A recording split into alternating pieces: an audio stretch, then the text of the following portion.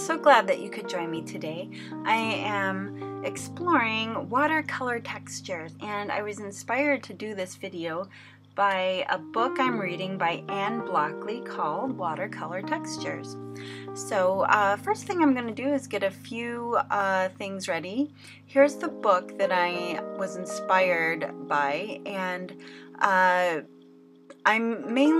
she does a lot of larger works and backgrounds, but I'm doing just some smaller pieces today. And this is called Aqua Board, and it's made specifically for watercolor paint. So I'm going to do a couple of these paintings, and then I've got some watercolor blocks. I also had some scrap watercolor paper that I taped to some hard surfaces. I'm going to make two palettes. One is a warmer palette with cadmiums and orange, and then another one is going to have pinks and be more of a cool palette.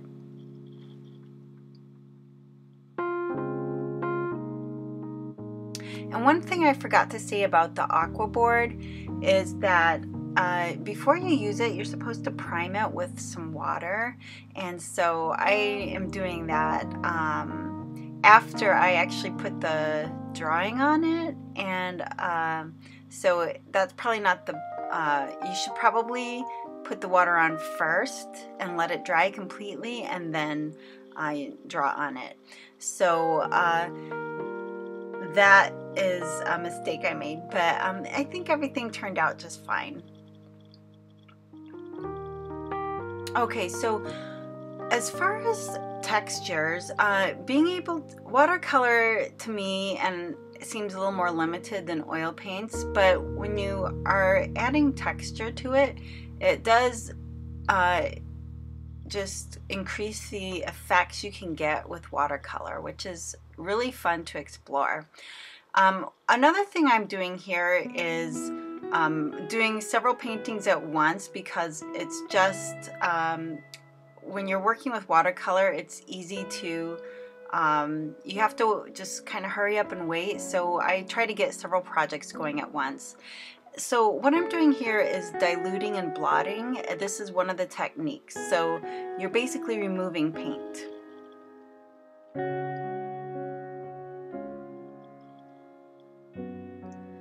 So basic watercolor painting would be learning how to do washes, and that is one of the ways to make effects also, is just the random strokes that you do. And now the second technique I'm going to try to use for adding texture is applying salt to the paint, and then you let that dry until it's all the way dry, and then you just flake it off and it leaves kind of a grainy texture. Now I'm experimenting by adding a layer on this yellow bird, and it didn't really work. I think because this was a very coarse watercolor paper, and also because I had already painted the surface yellow, so it doesn't really show through. So it would probably be better if it was on a smoother surface and if it were white, you know, it hadn't been painted over. So here's the finished result of, I think the salt I used was a little too fine, and also I used a pink salt, so I would probably suggest using a coarser salt to really see the effect. Okay, so here's just a splattering or spattering technique you can do, just or dribbling the paint, which is one of my favorite techniques. Okay, so I'm painting this robin's belly, and I decide to, first of all, I'm going to spray it because it's kind of a harsh line right there. I'm going to just let it kind of bleed and run, and I'm going to try the salt on it as well. I think the salt worked best on this hard board because it kind of got stuck on the papers and made more like a sandpaper, and I can't even get it off. I think you should use a coarser salt. Okay, so here's another technique, which is basically just using a drier brush and more diluted paint. So you could see the brush strokes there. And here's another technique, which is using masking fluid, so you can block out places in your artwork and then go back over them later, and you'll have that harsh line of where the paint hadn't been applied, and then you can reapply the paint there, and it just creates nice effects. I'm not going to show the finished result on this one. And then there's a scraping. This is a hard board, but you have to be careful if you're scraping to remove paint on paper, because you could create a groove if you scrape too hard, where actually the paint will make a darker mark inside the groove. And here's some more spattering. I'm going to spatter this one as well. Just flicking a palette knife or a toothbrush or something. And this wasn't really talked about in the book, but using colored markers or pens or inks to add details, to me, is always a way to bring in more effect and interest into a watercolor painting.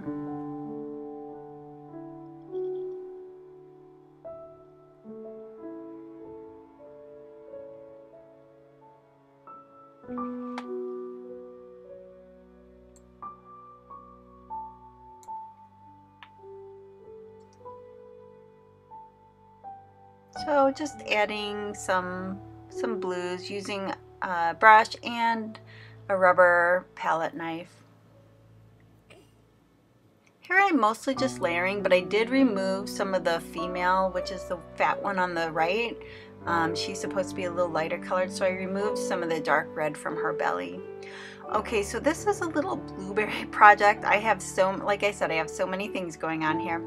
The bottom blueberries aren't working because it's actually oil painting paper, so that it's just not taking the pigment really. So it almost repels it. So the top one is the one that I am focusing on. Just adding some shadows, and then I did blot to remove the highlights on the right side. Alright, so I had added, and this is one of the things that's really important with the watercolor, is timing. And I had some harsh marks, and I'm trying to just add water to soften one edge of these petals. But I think it's a little too dry, so but this is another technique, is to just add water to dilute certain areas, and also to create a flow, which you can get those nice runny marks. Okay, I'm actually adding a gouache wash here with just little highlights. And here's, I am scraping, trying to scrape this dark paint in the middle. Just kind of scrape it out into the petals a little bit.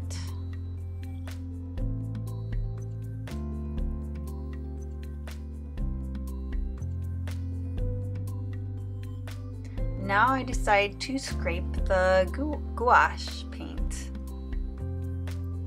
And here's how it ended up. And I added some marker to the middle as well. Okay, and now adding just again ink to the finished painting to add the details.